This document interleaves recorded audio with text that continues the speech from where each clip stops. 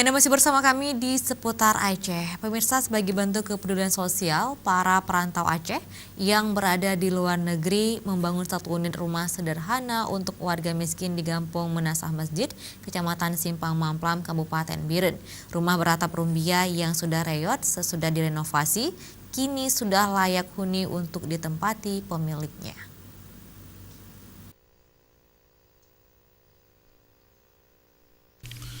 Inilah rumah Umi Rabita, 65 tahun, warga Menasah Masjid Simpang Mamplam, Kabupaten Biren.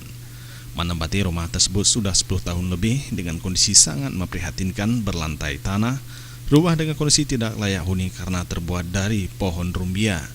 Nenek Rabita pasrah dengan kondisi rumahnya ini karena tidak ada biaya untuk memperbaikinya. Nenek Rabita tinggal dengan 2 orang cucunya berstatus yatim. Naling tudung dah pincang. Dak kurang membaca masih perlu kadang ti lebih ah. Sepuluh lagi kami. Tanyo kaya gatin nyom pukun tabah. Tabah. Lagu bedak. Melihat kondisi yang cukup miris kehidupan warga miskin yang tinggal di rumah kurang layak huni yang luput dari bantuan rumah pemerintah, komunitas masyarakat Aceh perantauan yang berada di beberapa negara Eropa, Asia, dan di luar Aceh menggalang dana untuk membangun rumah sederhana yang layak untuk ditempati bagi keluarga miskin.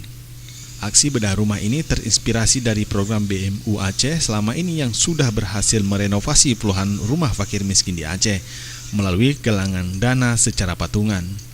Rumah panggung yang sudah mulai dibangun melalui dana swadaya tersebut diharapkan bisa menjadi tempat berteduh dari panasnya sinar matahari dan dinginnya pada malam hari bagi pemiliknya. Dan ke depan komunitas ini akan terus membantu warga miskin di Aceh melalui aksi peduli sosial untuk membangun Aceh ke depan. Tim Liputan Aceh TV.